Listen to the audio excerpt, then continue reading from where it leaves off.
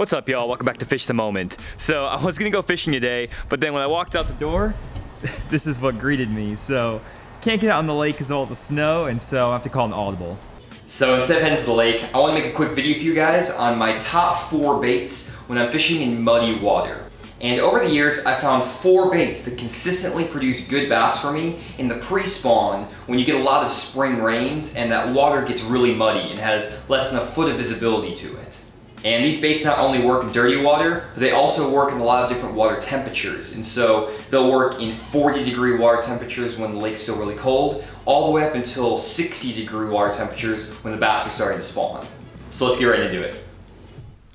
Number 1. Single-bladed spinnerbaits.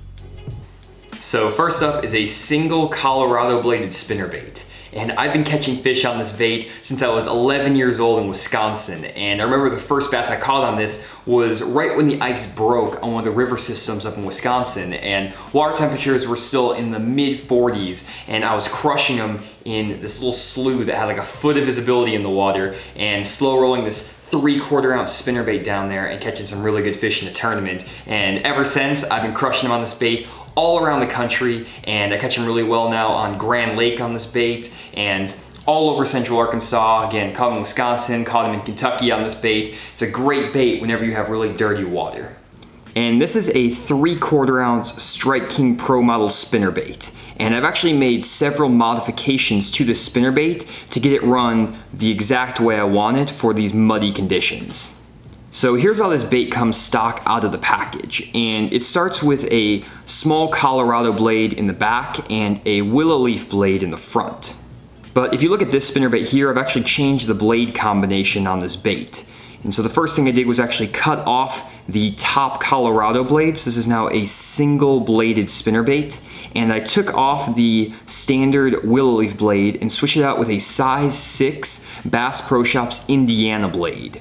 And this Indiana blade is a cross between a Colorado and a willow leaf blade. And this blade has a teardrop shape, which pushes a ton of water, and it's great in that muddy water because even if the fish can't see this bait, they'll be able to feel the vibration of this really big size 6 Indiana blade. And this blade is also pretty long. It's almost as long as that willow leaf blade that I took off there, and it puts off a lot of flash. So if you put this bait within a foot or 2 of a fish's face, even in the dirty water, it should be able to see the flash from this blade.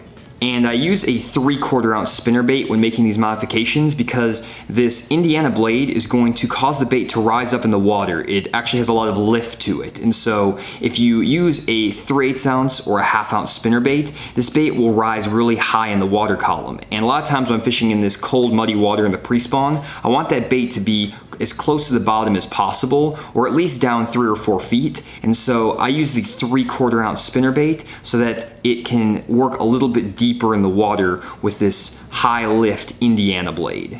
And then the last thing I do is put on a small swim bait trailer. This is just a Strike King swimming caffeine shad, and I just put it on there for a little bit extra vibration, and it also gives those fish something to grab onto. And as you can see, I have 2 different colors of the spinnerbait, and I throw it in both chartreuse and in white, and both of them work pretty well, and I'll normally just switch them up throughout the day, depending on how I'm getting bit. If I have fish short striking the white, I might go to the chartreuse or vice versa. And when I'm throwing this bait, I normally have it on a 7'3" medium heavy action bait casting rod with a 6:3 gear ratio reel and 20-pound Berkley big game line. And I like that 7-foot medium heavy action rod because it has enough backbone for me to pull the fish out of any cover or rocks or anything I'm fishing, but it has just enough tip also so that I'm not pulling the spinnerbait away from those fish. And then the 20-pound Berkley big game is great because you can horse those fish out of the cover, and it's really cheap, and you really don't need to be throwing braided line or fluorocarbon with this technique. Just make sure you have that 20-pound monofilament line, and you'll be good to go. Number 2. Flat-sided crankbaits. The next bait I really like to fish when the water temperatures are super muddy is a Fire Tiger flat-sided crankbait.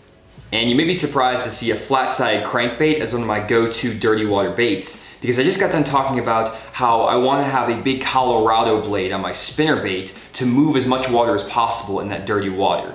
And that's definitely the case. But when you're dealing with really cold, muddy water and water temperatures are below 45 degrees, I found that you cannot beat this Fire Tiger flat-sided crankbait. And even though it doesn't move a lot of water, it's really subtle and the fish can still see it because of that bright chartreuse on the bait. And when those water temperatures are really cold, this is pretty much the only bait I can actually get bit on in that muddy water. And I've caught fish on this bait when water temperatures are 39 degrees and I have less than a foot of visibility on the main river, on the Arkansas River. And this is a bait that not a lot of people fish. So here's a flat-sided crankbait I like to use, and this is a Strike King custom shop crankbait. And they actually discontinued this bait like 8 years ago, but I still have a bunch of them left from when it was sponsored by Strike King. And you can actually find some similar looking baits on Tackle Warehouse, so I'll leave a link in the description where you can go find them. It's pretty much the exact same bait. But basically what it is a flat-sided balsa wood crankbait. And this bait is actually made from balsa wood, and it has a really flat profile, and so it has a really subtle, tight action in the water, which is really good when those water temperatures are super cold, like less than 45 degrees. And it has a really nice black back and chartreuse sides and that Fire Tiger pattern, so those bass can see the bait. And basically all you have to do is just bring it within a foot of their face and they should be able to see it, and they'll come up and destroy this bait in the cold water. And one other cool thing about this bait is it actually has a circuit board for a lip. And some of the new Spro baits have this circuit board lip, but this is really durable. It will basically never break, and you can just bang it through any kinds of rocks and sticks and stuff like that. And that's good because this bait's not cheap, but it definitely works really well. And actually Mark Rose used this bait to win a tournament on Lake Guntersville a few years back in the pre-spawn in March. And I actually caught my personal best bass on this bait in the pre-spawn when I was 12 years old that was 8 pounds. And I've broken that weight since then, but this is definitely a really good bait that catches big bass. And when I'm throwing that flat-sided crankbait, I always throw it with a 7-foot medium light action bait casting rod. And the reason I use a medium light action rod is because this bait is really light, and so it's kind of hard to throw on a medium or medium heavy action rod. So go with the medium light and you'll have a lot better time casting that bait. And then as far as my reel goes, I'll just go with a 6:3:1 gear ratio reel, and I'll throw a 12-pound monofilament line. And I like a little bit lighter line with this flat-sided crankbait because it helps that bait get down just a little bit deeper. And so I wouldn't throw it on 15 or 20 pound tests just because you're gonna hurt the action of this bait and it's not going to dive as deep as you need it to. Number 3. Black neon flipping tubes. So let's say you're having trouble getting fish to react to the spinnerbait or the crankbait. Maybe they're just nipping at it or you're not getting any bites at all. Well, you may want to actually start slowing down and fishing something on the bottom, working it slow through the cover. And my favorite bait for doing that when water clarities are super dirty is a black neon flipping tube. So here's a tube, and some people up north will call it Gets It, but it's basically a hollow-bodied plastic bait with some tentacles down the bottom. And a lot of guys up north fish this bait, but not as many guys down south fish it. And it's really popular for smallmouth, but it's almost overlooked down the south as a largemouth bait, especially as a flipping bait, because there's so many other different creature baits you can flip that are on the market. And the reason I really like this 4.5-inch black neon flipping tube isn't because it has a lot of action or because of the color of it, but it's actually because it's hollow inside. And that allows me to put a small rattle. I don't know if you can actually see the rattle. It might not focus in the camera here.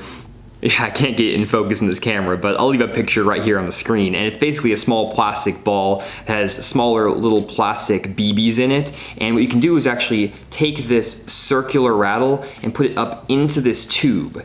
And so what that does is it actually gives this soft plastic bait some sound. You can hear that. And bass in that muddy water love vibration and they love sound. And so this bait will pull fish from 3 or 4 feet away, even if they can barely see this bait in the dirty water. And the black neon color is really visible to those dirty water bass. And so what I'll do is I'll actually just take a 5/0 Gamakatsu EWG hook and I'll Texas rig that bait just like this. And these flipping tubes, this is a Strike King 4.5-inch black neon flipping tube. It has a solid head at the top, which makes it really easy to Texas rig. And you can actually Texas rig that bait just like that. And the rattle is now between the eye of your hook and the bend of your hook down here where you Texpose it. And so that rattle is right in here. And it's not gonna fall out because that hook is going to stop it. And you can fish one of these tubes with these rattles all day. And I've had some days where I've fished the same tube for like 2 or 3 days in a row. They hold up super well and they catch a lot of really big fish in that muddy water. And when I'm flipping this black neon tube, I like to fish it with a 1/4 ounce tungsten slip sinker. And I like that 1/4 ounce size because it makes this bait fall a little bit slower than, let's say, a 3/8 ounce or a 1/2 ounce slip sinker. And that's really good in the muddy water, and it gives this bait a chance to move up and down off the bottom and really utilize the sound of that rattle well to draw those fish in. And when I'm fishing that black neon tube, I'm normally flipping it in some sort of heavy cover, whether that's rocks or brush or grass. And so I like to use a 7'6" heavy action bait casting rod when I'm flipping that tube, and I'll pair it with a 6:3-to-1 gear ratio bait casting reel with 20-pound Berkley big game line. And again, you don't really have to worry about spooking the fish when the water clarity is super dirty, so fluorocarbon isn't that necessary. And if you are getting into some really thick cover, like some bushes or really gnarly laydowns, I may go up to 50-pound braided line instead of the monofilament. But if I'm fishing in lighter cover, normally the 20-pound big game monofilament is gonna get the job done most of the time. Number 4. Lipless Crankbaits. And last but not least is a lipless crankbait. And this is one of my go-to baits, especially when the water temperatures are above 50 degrees and you have that really stained muddy water. So for my lipless crankbaits, I like to throw a 1/2 ounce Strike King red Eye Shad, and I'll throw it in both the chrome black back color and the Sam Rayburn red craw color. And I'll normally fish the chrome black back color when I'm fishing on sunny days, and that's because in the sun, this bait will put off a lot more flash than this red crankbait. But when there's cloud cover, I'll go with the red crankbait with the black back and the orange belly, and this bait's super visible in that dirty water, and so they'll both catch fish really well. You can catch fish in both sunny conditions and cloudy conditions on both baits, but that's just my preference as far as colors go. And then I'll also fish this bait in 2 different styles. So first I'll fish the normal rattle version of the red Eye Shad, and then I'll also fish the tungsten 2-tap version. And they both have different sounds, and normally I have the most success with the really loud, normal rattling red Eye Shad when the water temperatures are warming up and the fish are a little more active. And then when the water temperatures are colder and the fish are not as active, the 2-tap, the tungsten 2-tap version is a little bit better for me. And I actually throw my lipless crankbait on the same rod that I threw my flat side crankbait on, which is a 7-foot medium light action rod. And I'll throw it on either 12 or 14-pound monofilament line with a 6:3-to-1 gear ratio reel. And you may be wondering why I'm using 6:3-to-1 gear ratio reels rather than a 7-to-1 or an 8-to-1. And it's just because that's what I grew up fishing with, and I'm just comfortable with that gear ratio, so that's what I stick with. But you can definitely fish faster gear ratio reels or a 5-to-1 gear ratio reel with these crankbaits. They'll all work. You just have to change up how fast you're actually turning the handle to make sure you're getting that bait in the right depth range and getting through the cover the right way. So guys, those are my top 4 baits that I like to fish in the pre-spawn when you have really muddy water.